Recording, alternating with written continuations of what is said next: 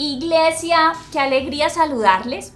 Venimos en esta temática extraordinaria acerca de la armadura de Dios y cómo hay una lucha donde la oscuridad está organizada jerárquicamente para hacernos daño, para destruir, para robar, para matar, pero como asimismo Dios ya nos dejó la solución y nos dejó unas armas poderosas en Él, ¿cierto?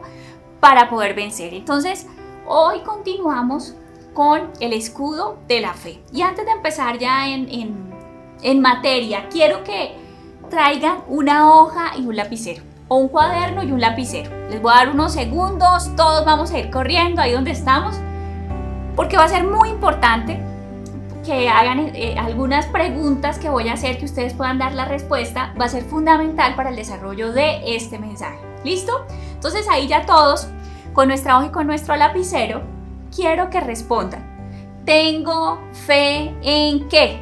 ¿Sí? Tengo fe que me voy a comprar una casa, tengo fe que el genio de mi esposo va a cambiar, tengo fe que mi hijo va a dejar esas malas compañías, tengo fe que me va a salir este contrato. Bueno, no sé qué respuestas tendrán. ¿Listo? Yo le pregunté a una niña de 5 años y me dijo, tengo fe en que voy a tener una casa llena de dulces. ¿Sí? Entonces no sé cuál sea lo que hayas escrito, pero es supremamente importante que lo hayas dejado por escrito. ¿Listo? Entonces ahora sí, vamos a ir a Efesios 6:16. Dice así: sobre todo, tomad el escudo de la fe, con que podéis apagar todos los dardos de fuego del maligno. Y quiero que veamos esto. Primero dice sobre todo, o sea, por encima de todo. En primer lugar, como la más importante, sobre todo, tome el escudo de la fe. Y quiero que veamos algunas diapositivas, ¿cierto?, que nos muestran diferentes escudos. Entonces, aquí vemos que un escudo puede cambiar de forma de acuerdo a la época. Los escudos de la época medieval eran muy diferentes a los escudos de los años antes de Cristo. Hay escudos de todas las formas. Hay escudos redondos como el Capitán América. Hay escudos como los que usa la policía de Estados Unidos, que son grandísimos y son transparentes. Y hay escudos como los que usa la policía en Colombia, que son con una forma totalmente distinta, y de un color y en un material. Un escudo puede ser una sombrilla, porque es algo que me protege. Un escudo puede ser una puerta. Un escudo puede ser una pared detrás de la que yo me escondo. Un escudo puede ser el burladero donde se esconde el torero. Todos esos son escudos. ¿Listo? Entonces tengámoslo claro. Un escudo es algo que me protege. Dice acá, los dardos de fuego del maligno. Quiero que veamos esta diapositiva y que miremos cuál es la forma del dardo. El dardo es una flecha muy pequeñita, lanzada con la mano, con gran fuerza, y que tiene el propósito de que perfore la piel de la víctima. Bueno, y dice de fuego, dice que es un dardo y es de fuego. Vamos a tener eso muy presente porque lo vamos a ver más adelante, lo que significa que sea de fuego.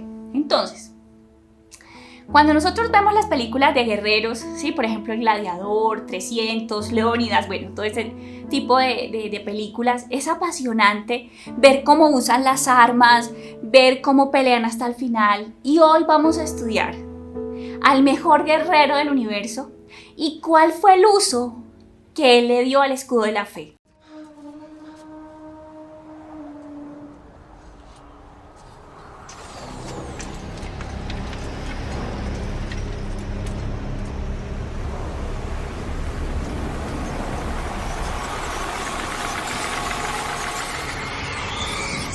¡Escudos!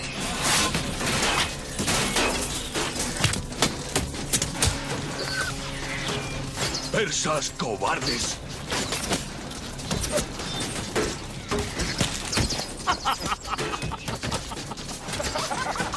¿De qué te estás riendo? ¡Tú lo dijiste! ¿Qué? ¡Luchar en la oscuridad!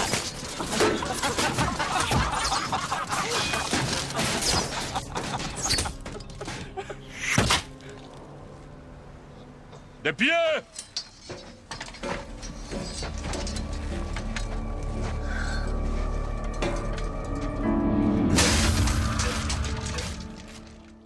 Hoy vamos a aprender del Maestro de Maestros, vamos a aprender a usar el escudo de la fe en dos momentos que considero es muy importante poder usar esta arma efectivamente. Y vamos a ver cómo Jesucristo usó este escudo de la fe en dos momentos puntuales de su vida. ¿Cuáles son esos dos momentos? Que es súper importante no solamente para Jesús, sino para nosotros como hijos de Dios, hacer uso extraordinario, efectivo y ágil y hábil de esta arma que es el escudo de la fe. ¿Cuáles son estos dos momentos? Son los momentos de cumbre, de éxito, y son los momentos de derrota, de desesperación y de tribulación. Vamos a mirar el primer momento, ¿listo? Entonces, ¿cómo usó Cristo el escudo de la fe en la cumbre del éxito? Vamos a ver cómo son esos momentos. ¿Qué pasa cuando estamos en la cumbre del éxito? Jesucristo, en ese momento de la cumbre del éxito, ¿cierto? En su Instagram tenía millones de seguidores. Los seguidores miraban cuál era el próximo movimiento que iba a hacer. Entonces el Señor colgaba en sus redes playa, brisa y mar. Y todos decían, ojo, pilas, va para el mar de la Galilea. Y se le anticipaban. ¿Por qué? ¿Por qué lo seguían? ¿Por qué le daban likes? Porque veían todo lo que él hacía. Porque claro, donde estaba Jesús habían milagros, habían sanidades, había amor, había consuelo, había restauración. Por eso lo seguían.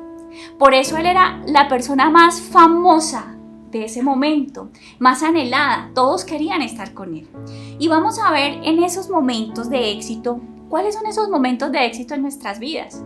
Cuando la vida nos sonríe, cuando alcanzamos objetivos, cuando cumplimos sueños, cuando logramos eso que quisimos durante tanto tiempo, esos momentos de cumbre. Y vamos a ver cómo actuó Jesús, cómo usó Jesús el escudo de la fe y por qué es importante usar el escudo de la fe.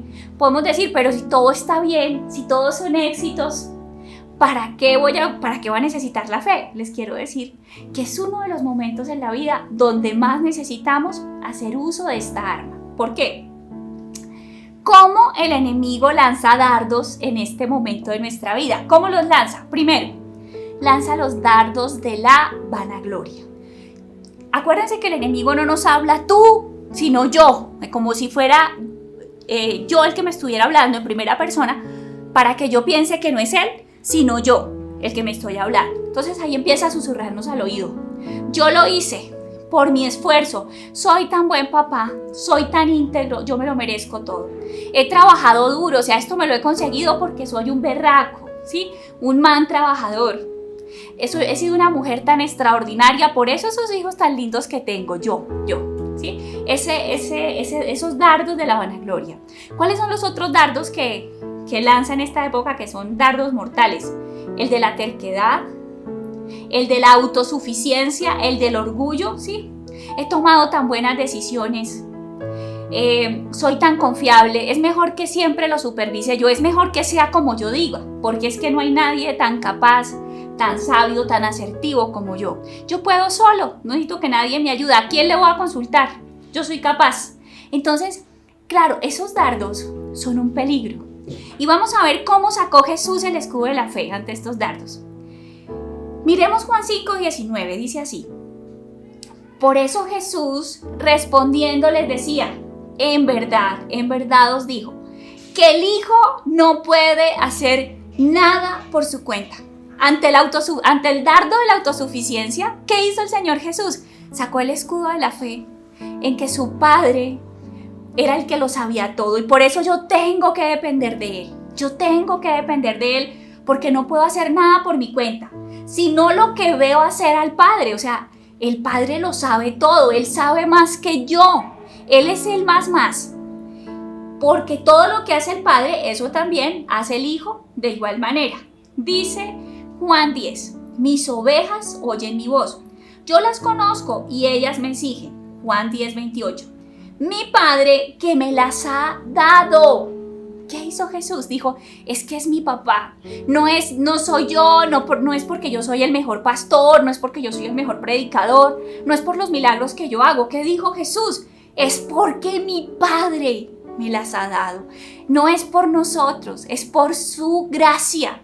No es porque tú te hayas matado trabajando, es porque Él te ha dado fuerza en tus manos y te ha dado la gracia de hacer riquezas. Es porque Él te dio el privilegio de tener hijos. Es por mi Padre, dice acá.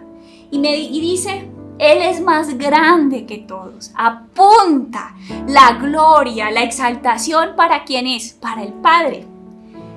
Y de la mano del Padre nadie las puede arrebatar. ¿Qué hizo Jesús? Cuando le da honra al Padre, ¿cómo usa el escudo de la fe? ¿Cuáles son los dardos que lanza el enemigo en este momento de cumbre del éxito? El del menosprecio. Es que todos son menos, es que tú eras más, pero ¿cómo usa Jesús el escudo de la fe? Dice que Cristo miraba a los demás como superiores al mismo, no solo al Padre, a los demás. Así lo usa, no, es que mi Padre honra, es que mi Padre ve a los demás como grandes, es que así es mi Padre y él tiene fe en eso que hace el Padre, en eso que es el Padre y se protege, ¿sí?, de esos dardos de menosprecio, de orgullo, de vanagloria. Y miremos uno más. Cuando Jesús fue llevado, quizás sobre la edad de los 12 años, según los estudiosos de la palabra de Dios, de Nazaret a Jerusalén, dice que cuando María y José se regresaron nuevamente de la peregrinación, se dieron cuenta que el chino se había quedado y ellos se preocuparon muchísimo y se regresaron y dice que lo encontraron y claro, miren esta escena. El chino estaba en medio de todos los sabios, de los rabinos, de los que más sabían, de los más estudiosos. Y dice que todos estaban con la boca abierta, ¿sí? Un momento de cumbre, un momento de éxito. Un niño de 12 años con toda esa audiencia. Todos estaban sorprendidos por la sabiduría con la que él hablaba. Claro, él es el Hijo de Dios, en él hay grandeza. Y entonces seguramente, ¿cierto? Y lo que nos dice la palabra de Dios es que María le dice, pero a ver, o sea, estábamos muy preocupados, o sea, y yo me imagino que le pegaron su regaño. Y yo veo esta respuesta tan extraordinaria del Señor. Miren lo que dice Lucas 2:51. Y descendió con ellos y vino a Nazaret y continuó sujeto a ellos. O sea, ¿qué hizo Jesús? Él no dijo, ay no, pero es que yo soy el Hijo de Dios, yo sé, este es mi propósito. ¿Ustedes quiénes son para venirme a prohibir si yo soy el que sostengo con mis manos el universo? Sí, por mí y para mí se crearon todas las cosas. No. Esa no fue la actitud de Jesús. O sea, cuando yo voy a Israel y veo a los niños con los cuchumbos, ellos se hacen 2 churquitos aquí, tienen un gorrito con sus bolsitos, ¿sí? Yo me imagino a Jesús así, con su batica, su bolsito, ¿sí? Haciéndoles, bueno, está bien, me perdí, me voy para la casa. Calladito, ahí juiciosito, porque ese era su corazón, ¿sí? No era un corazón altivo, no era un corazón sencillo. Él lo sabía todo, es el rey del universo. Sin embargo, ¿qué hizo? Se dejó enseñar, se dejó guiar. Escuchó esa voz de María que le dijo, Jesús, no es el tiempo, yo sé quién eres tú. O sea, el ángel se me apareció, ¿sabes? Yo lo recuerdo, yo lo tengo claro, pero no es el tiempo, Jesús. Y siendo el Hijo de Dios, se dejó aconsejar, se dejó sujetar. Esto es extraordinario. Entonces, ¿qué hizo Jesús en el momento de cumbre? Sacó su escudo. ¿Qué tenemos que hacer tú y yo en los momentos de cumbre? Es los momentos donde más necesitamos sacar el escudo de la fe. De la fe de quién es el grande, de cuáles son esos principios que Él nos ha enseñado, esos principios de humildad, esos principios de honra, esos principios de ser enseñables que nos van a proteger de los dardos de fuego del maligno en este momento de nuestra vida. Segundo momento donde es supremamente importante usar el escudo de la fe son los momentos del pozo del fracaso, de la desesperación y del dolor. Y es muy importante, mire, en estos momentos yo tengo 2 caminos. O el camino que me propone la oscuridad ante el dolor, ante la desesperación y el fracaso, o el camino que me propone Dios. Y hoy vamos a ver esas dos posibilidades, ¿cierto? Porque yo tengo que elegir la que me va a hacer bien. Entonces, vamos a pensar cómo llegamos a este lugar de desesperación, cómo llegamos a este lugar de dolor, de sufrimiento. Por lo general llegamos después de circunstancias como un divorcio, Emprendimos un negocio y las cosas no se dieron. Un duelo después de creer tanto por una sanidad. La persona falleció. La pérdida de un bebé. Empecé la carrera y no la pude terminar. Me despidieron del trabajo. Las fricciones diarias de la casa. Estaba en un proceso de sanidad de ataduras. Estaba en camino de la santidad y de pronto caí, fallé, la embarré. Cuando por alguna razón tenemos que empezar a depender de otros físicamente o financieramente y hemos sido pues independientes en estas áreas toda la vida o en una etapa de la vida, por ejemplo, cuando los hijos se van, el nido queda vacío, ¿eso qué puede generar? Eso puede generar fracaso, eso puede generar una sensación de frustración, de que estoy perdido, eso puede generar una sensación de dolor, eso puede generar una crisis en mi vida. Entonces vamos a ver primero vamos a ver cuáles son las flechas que el enemigo usa en este lugar. Se le volvieron, ¿cuáles son esas flechas, esos dardos que él lanza? ¿Sí? Entonces, se la volvieron a hacer. Lo dio todo y mire cómo le pagaron. Sí, es donde él nos lleva a cantar canciones como yo no nací para amar, ¿sí? Nadie nació para mí. Ese tipo de cosas. Siempre hago las cosas mal. Soy un fraude, siempre la embarro. No vuelvo a amar, no me la vuelven a hacer. Es mejor estar solo. Es mejor no creer en nadie. ¿De qué sirve haberlo dado todo como mujer si al final se fue? Por más que intento, no alcanzo. Mi vida es gris, todo es incolor. ¿De qué me sirve buscar tanto a Dios? Mire cómo me va.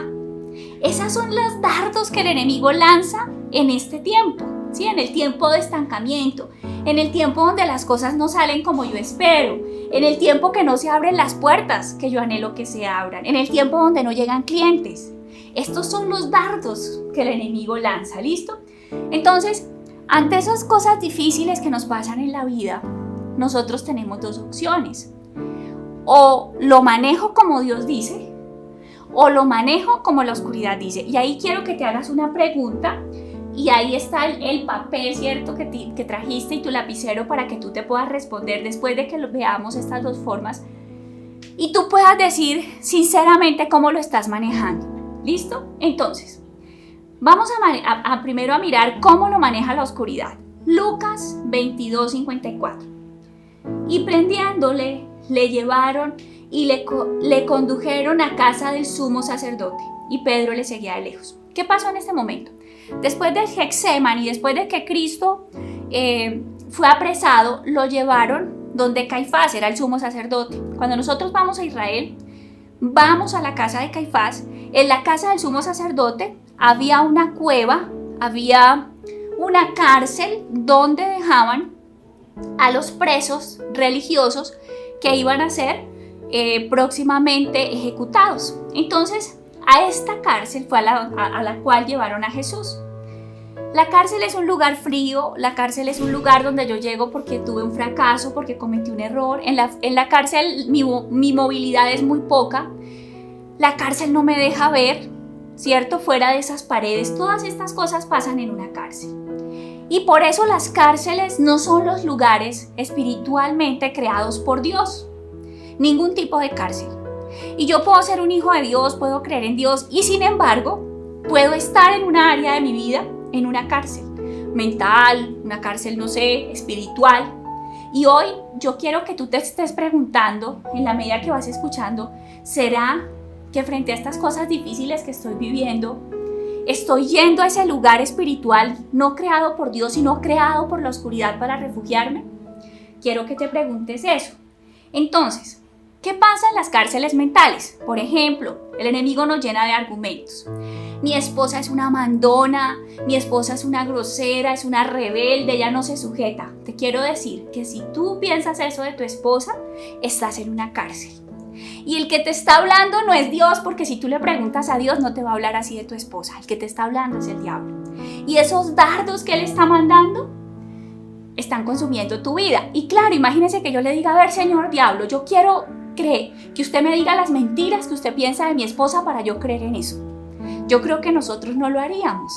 pero inconscientemente e engañados, pensando que son nuestros propios pensamientos, hemos venido escuchando los argumentos de la oscuridad acerca de las personas. ¿Listo? O por ejemplo, si me dice, no, es que mi esposo es un grosero, es un violento, es un insensible, es un cruel. Esa no es la voz de Dios. Estoy en una cárcel mental. Y esos dardos me están llenando de argumentos. Ese no es el lugar espiritual que Dios diseñó para las dificultades en nuestro matrimonio. ¿Listo? Entonces, acuérdense que el escudo, dice la Biblia, el escudo de la fe que apaga los dardos de fuego.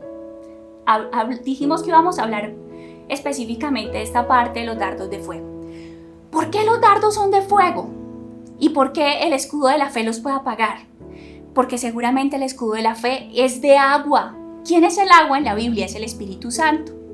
Entonces, ¿cuáles son el propósito de esos dardos de fuego? Consumirte.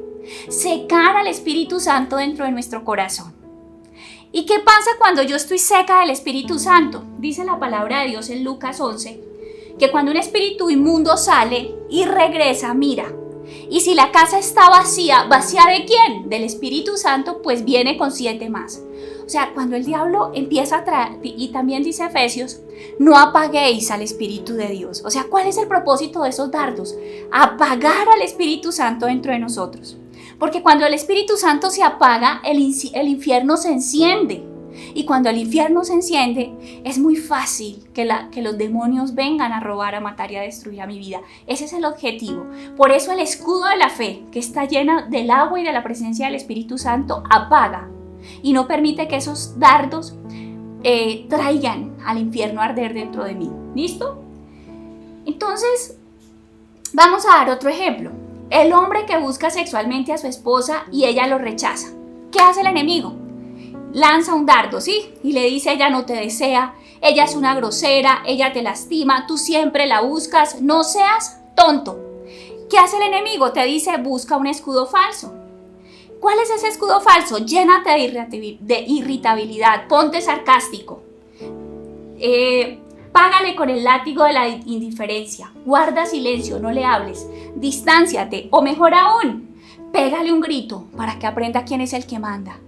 Y claro, ese escudo no nos protege, ese escudo solo destruye más. Eso hace él en medio de ese lugar oscuro en el que él quiere que nosotros manejemos espiritualmente el dolor, la vulnerabilidad y el rechazo.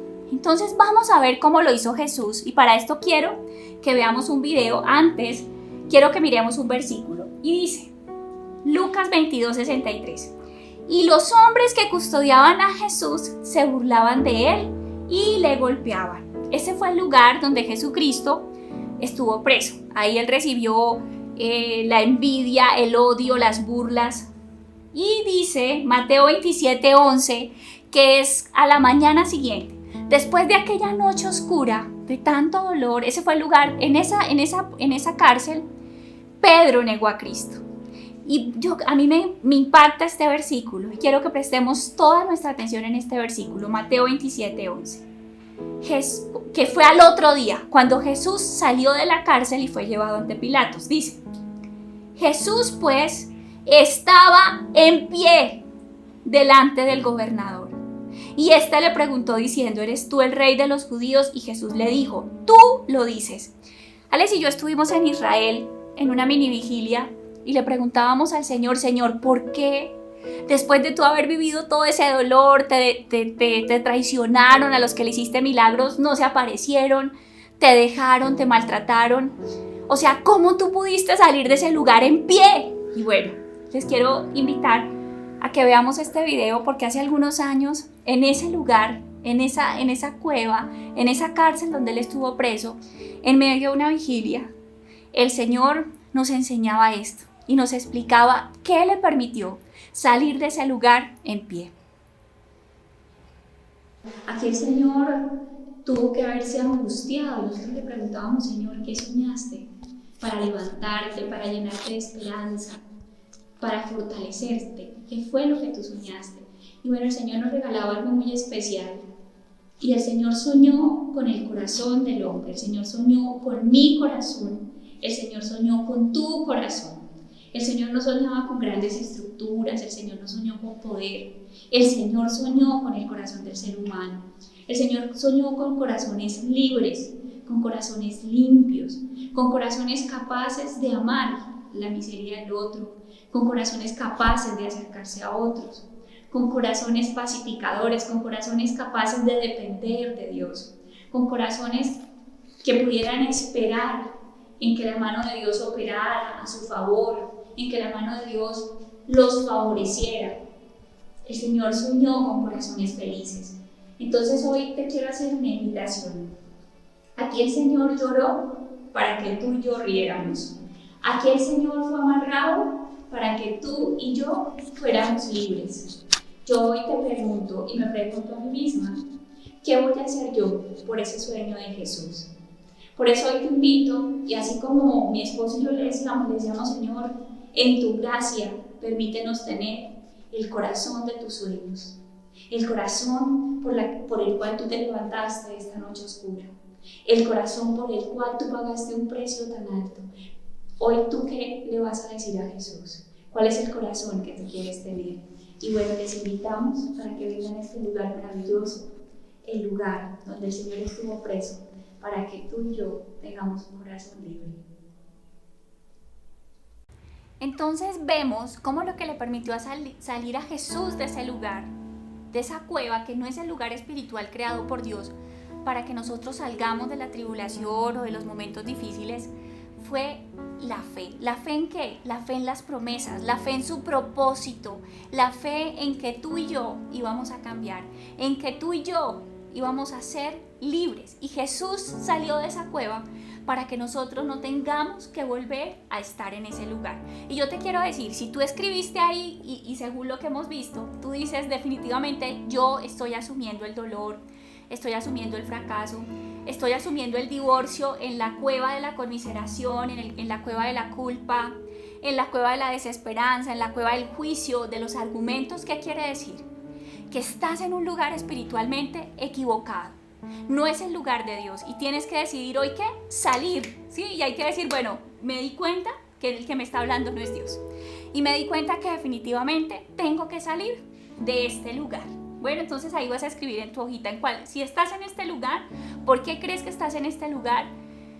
Y vas a tomar la decisión de salir de este lugar. Vamos a ver cuál es entonces el lugar correcto, según lo que nos enseña Jesús, para afrontar esos momentos de dificultad, para afrontar esos momentos difíciles. Y el lugar correcto es la cruz. Y vamos a ir, por favor, a Mateo 27, versículo 45.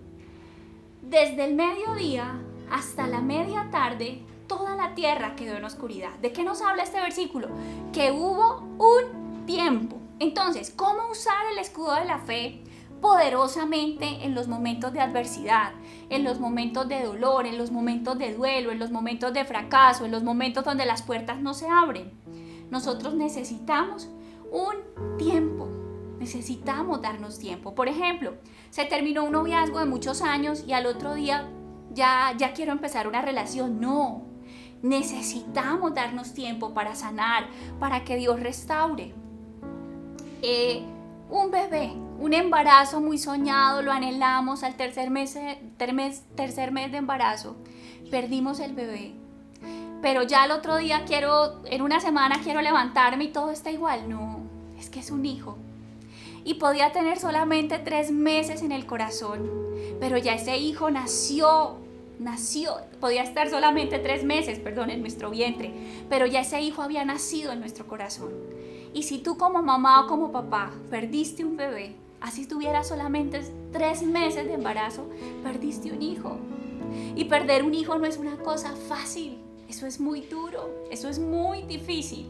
Yo recuerdo que con Kalel tuve una amenaza de aborto y cuando yo fui a esa clínica, yo me acuerdo que para mí iban a hacer la ecografía por el sangrado, porque había un problema, una dificultad. Y yo le decía, Señor, y él era un frijolito. Yo creo que tenía 1 mes y medio. Yo le decía, Señor, por favor, que esté. ¿Por qué? Porque ya mi corazón se había pegado a él. Ya yo era su mamá. Ya él era mi hijo. Ya él hacía parte de mis entrañas, de mis sueños. Ya yo había soñado con él. Entonces, tienes que darte un tiempo para sanar. Los hijos se fueron de casa. Duraste muchos años cocinando, levantándote por ellos, corriendo por ellos. Tu vida giraba en torno a ellos. Un día te levantaste y tu nido está vacío. ¿Te diste cuenta que tu vida durante muchos años era levantarte temprano, correr, la comida, los niños, y de un momento a otro crecieron, se fueron y la gallina se quedó como sin sus pollitos? El nido está vacío. Y ese cambio, todo cambió, esa soledad quiebra algo dentro de nuestro corazón. ¿Qué tienes que hacer? Tienes que darte tiempo. Tienes que permitir que Dios sane, porque algo se rompió, algo que era tuyo, algo con lo que estuviste durante mucho tiempo, por lo cual viviste durante mucho tiempo, se fue. Entonces es importante darnos tiempo. ¿Qué nos enseña el Señor Jesús aquí? Para enfrentar esos momentos difíciles, tenemos que darnos tiempo. Segundo punto, miremos el versículo 46 de Mateo 27. Como a las 3 de la tarde, Jesús gritó con fuerza. Miren, me llama la atención esto dice gritó, ¿sí? Cuando nosotros gritamos, cuando nos van a robar, o sea, el grito significa angustia, el grito significa una herramienta como final, ¿cierto? Como de desespero, como de límite. Entonces dice que el Señor Jesús gritó. ¿Cuándo nosotros gritamos? Cuando decimos auxilio, ayúdenme, ¿sí? Estoy en peligro. ¿Cuándo gritamos? Cuando ya no podemos más y decimos ayúdenme, ¿sí? Cuando pedimos ayuda. ¿Cuándo gritamos? Por ejemplo, cuando tocamos una puerta y pareciera que están súper lejos, entonces uno grita para que vengan. ¿Cuándo gritamos? ¿Por qué Jesús gritó? Seguramente porque sentía que Dios estaba tan lejos, como que no lo escuchaba. ¿Cuándo nosotros gritamos?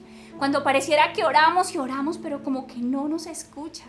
Entonces, ¿qué hay que hacer? ¡Grita! ¿Sí? A los hombres les han enseñado, no, eso mejor póngase bravo, mejor póngase serio, vaya a la cueva, use la herramienta de Satanás, pero no. El Señor le dice, mire, el Rey de Reyes, aquel que dice que vendrá en su segunda venida con llamas de fuego, que sus ojos son como llamas de fuego, aquel que es justo y verdadero, aquel delante de quien toda rodilla se doblará, aquel que bajó al infierno y derrotó a los demonios, aquel que es el guerrero del universo. ¿Saben qué hizo? Gritó. ¿Qué nos enseña Jesús? ¿Qué le enseña Jesús a los varones? Les enseña a ser vulnerables, les enseña a gritar. Y quizás a veces no tengas que gritar por cosas tan grandes. A veces tengas que gritar en tu corazón delante de Dios porque tu esposa te dice que no todas las noches, porque en tu casa no te reconocen tu trabajo, porque no se dan cuenta de tu esfuerzo, porque haces una cosa y haces otra cosa, pero no te sale. A veces tenemos que gritar por esto. Y si Jesucristo nos da este ejemplo tan lindo que Él pudo gritar delante de Dios. Tercer punto. Miren lo que dice el versículo 47. Eli, Eli, lama sabactani, que significa Dios mío, ¿por qué me has desamparado? ¿Qué hizo Jesús? Él preguntó. En este momento, ¿tú qué tienes que hacer? Expresa, cuestiona, dile, Señor, no entiendo, no entiendo por qué ese bebé que esperamos tanto, por el que oramos tanto, por el que nos preparamos tanto, no entiendo por qué lo perdimos. Tienes que preguntar, tienes que decirle, Señor, no entiendo si tuve tanta fe que mi mamá se iba a sanar, no entiendo por qué este cáncer ganó, no entiendo. No entiendo por qué si hago una cosa y hago otra cosa, las cosas no me salen, no entiendo. No entiendo por qué a este matrimonio le invertí todo, lo aposté todo, lo hice todo y se derrumbó. No entiendo. Este es el momento y así se usa correctamente el escudo de la fe. Tú le puedes preguntar a Dios, tú le puedes decir, explícame. Dios muchas veces nos va a explicar, a veces no nos va a explicar, pero siempre nos va a consolar. Entonces ese es el tercer punto. El cuarto punto, y creo yo, es el más importante de todos, y quiero que lo leamos en el Evangelio de Lucas. Lucas 23:46, en la versión NBB, dice: entonces Jesús gritó con fuerza, Padre, en tus manos encomiendo mi espíritu. Y después de decir esto murió. Miren esto tan extraordinario. ¿Qué es lo último que hizo Jesús? Él se entregó. Y dice, ¿a dónde? En las manos de Dios. Él fue un refugio. Él fue a un lugar de refugio, pero no la cueva, las manos de su papá. Y acá quiero que miremos esta foto de este escudo. Es un escudo grande donde la persona se mete, ¿cierto? Y no se ve absolutamente nada. Eso fue lo que hizo Jesús. A veces hay momentos donde no tenemos fuerzas ni para orar, ni para creer. Se nos acabó hasta la fe para proclamar su palabra. ¿Qué hay que hacer? Hay que ir y meterse en sus manos y decirle: no puedo, Señor, no puedo, o sea, volví a embarrarla, volví a caer en esta atadura, estoy en el piso, no puedo levantarme. Y tengo que ir y esconderme en esos brazos y decirle: cárgame, cárgame, Señor. Eso fue lo que hizo Jesús. ¿Y sabes qué pasa? Él no se metió en cualquier manos. Decíamos en el libro de Juan que el mismo Jesús decía: y de las manos de mi Padre nadie las podrá arrebatar. ¿En qué? ¿Cómo usó el escudo de la fe? Yo creo que él se acordó de ese versículo. Y él dijo: no, o sea, ya lo di todo. Él se estaba desangrando. Él había peleado contra el odio, contra la venganza, contra la maldad, contra la injusticia, contra la envidia. Él había dado su fuerza, su corazón, su vida. Ya se estaba acabando su hálito de vida. ¿Y él qué hizo? Dijo: ya no puedo hacer nada. Pero yo sé que en sus manos voy a estar seguro. Porque a veces en estos momentos, así cuando estás en el piso, cuando no tienes fuerza, porque no ves nada, ¿sabes por qué es? Porque Él es un escudo alrededor de ti. Y Él te protege de las circunstancias, te protege de lo externo, por eso a veces no ves nada. Dice Génesis 15:11: no temas, Abraham, yo soy un escudo para ti y tu recompensa será muy grande. Y el Salmo 115 en el versículo 9 dice: Israel, confía en el Señor, Él es tu ayuda y tu escudo. Hay una escena de una película que me encanta, y estudiando este mensaje, el Señor la traía a mi corazón, y es cuando en la película La vida es bella, su papá hizo todo por cuidar a su hijo del dolor del holocausto. Él creó todo un ambiente para hacerle creer que el niño estaba en un juego, y el niño fue guardado de la amargura, fue guardado de la humillación, muchas heridas que tuvieron los sobrevivientes del holocausto nazi. Este niño no las tuvo. ¿Por qué? Porque tuvo un papá que fue escudo para él, lo protegió. Pero hubo un momento, ya se estaba acabando la guerra, iban a matar a todos los que habían en ese campo de concentración, y sencillamente este papá se dio cuenta que no iba a poder proteger a su hijo. ¿Y qué hizo? Había una caneca de basura, y fue y metió al niño en la caneca de basura, y al papá lo mataron. ¿Sí? Él tuvo que decir: te lo entrego, Dios. ¿Qué me imagino yo en el corazón de ese papá? Lo puso en esa caneca, pero esa caneca significaba las manos de Dios. Esa caneca significaba: ya yo no puedo hacer nada, pero aquí están en tus manos. Y esa caneca, como quizás sucia, de basura, insignificante, protegió la vida de ese niño. A veces nosotros vemos la cruz como eso, como algo sin estima, sin valor, la sangre, el pecado, la humillación, la derrota. Pero esa cruz, esa es una caneca que nos protege. Y en ese lugar es donde el Señor quiere que nos refugiemos, en ese lugar. Porque en ese lugar hubo salvación. Porque en ese lugar Jesús, siendo débil, se puso en las manos del Padre para decirnos a nosotros: hay un lugar de refugio. Cuando no puedas correr, cuando ya no tengas fe para proclamar las promesas, cuando ya te has caído tanto, cuando llevas años esperando que una puerta se abra y no se abre, cuando ya no puedas más, hay unas manos que te cargan, y esa cruz nos grita cuáles son esas manos. En esa cruz está la respuesta. En esa cruz está el escudo que nos protege. Y algo muy lindo, miren, en ese momento, cuando Jesús murió, a Él lo tuvieron que cargar.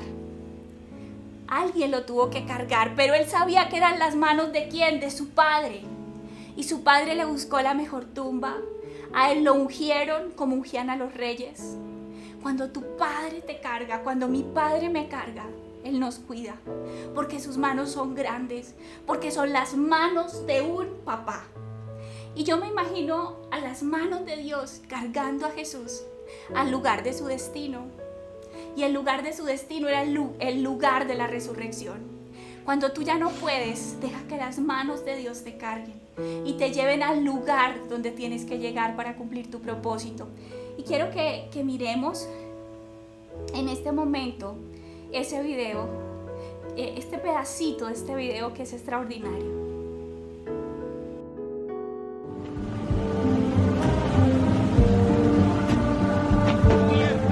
Josué, mira cómo están enojados, están fúricos. ¿Ya los viste?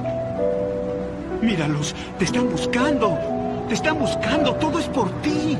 Tú eres el último que queda, el único que falta. Mira, buscan hasta debajo de las piedras. ¿Ya viste qué cosa? Mañana el juego termina, es la premiación. Si no te encuentran esta noche, haremos 60 puntos. ¿Y cuántos puntos llevamos? Llevamos 940, más 60. 1000. Primer premio, ganamos, ¿eh? Madre mía, mira cómo te buscan. Están enojados. No te equivoques esta noche, ¿eh? No te equivoques. Ve a la caseta veloz como un rayo. ¡Veloz! Ahí está es Vance. ¿Quién?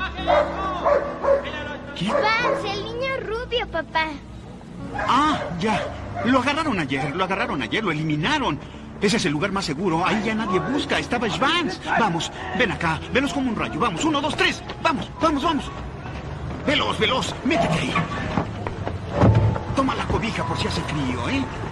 Tómala. Yo regresaré pronto, Josué. Adiós. Regresaré pronto. Voy a despistarlos. Me parece que se fue por allá, señor.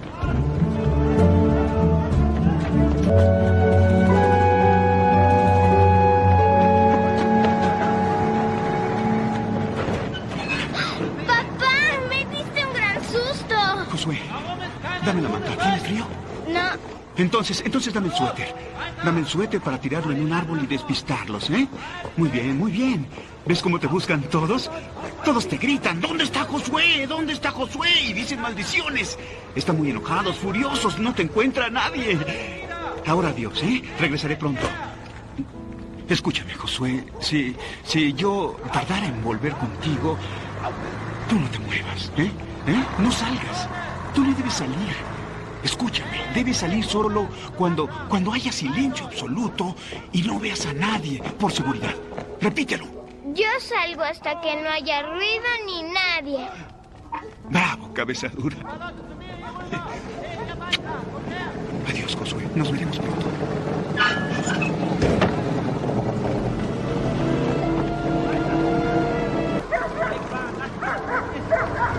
Los, geh doch! Was zum Teufel machst du? Vorwärts! Geh doch!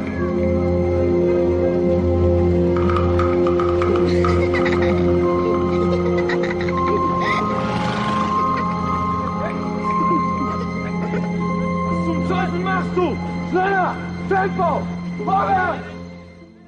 Y vemos cómo esa caneca de basura logró proteger al niño de esa matanza final que hicieron en ese campo de concentración los nazis. Y logró protegerlo hasta que llegara el ejército enemigo del pueblo nazi a salvar al pueblo judío. Hasta que llegó la salvación. Claro, ese niño era indefenso, ese niño era pequeño, ese niño no podía defenderse contra el ejército nazi.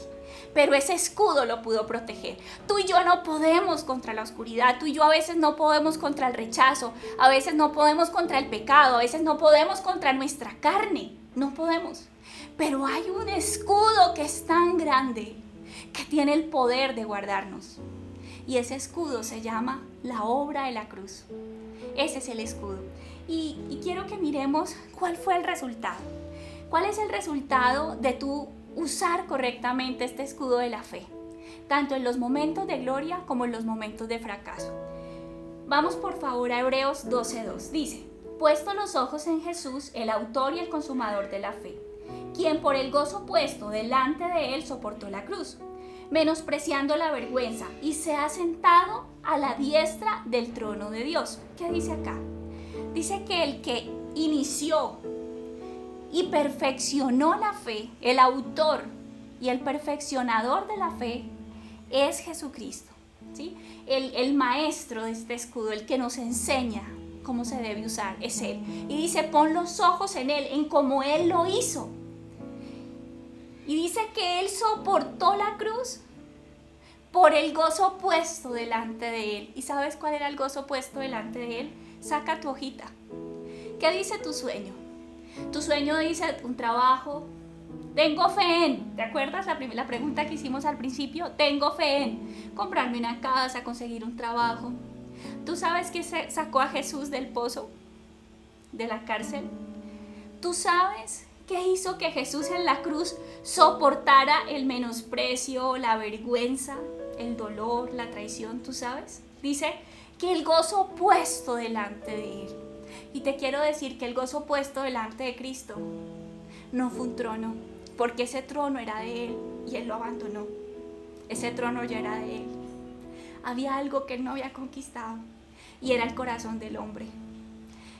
Ese sueño que lo sacó del pozo, ver corazones libres, ver corazones dependientes de Dios, ver corazones que podían volver a creer en Dios, ver corazones sanos, ver corazones inocentes, corazones llenos de bondad. Eso lo llevó a él, ese era su gozo. Tú eres el sueño de Cristo, yo soy el sueño de Jesús. Por eso soportó la cruz, porque nosotros somos el sueño que lo mantuvo a él en esa cruz. Nosotros somos el sueño que lo llevó a descender al infierno, porque dice que él descendió y que a muchos sacó de ese lugar.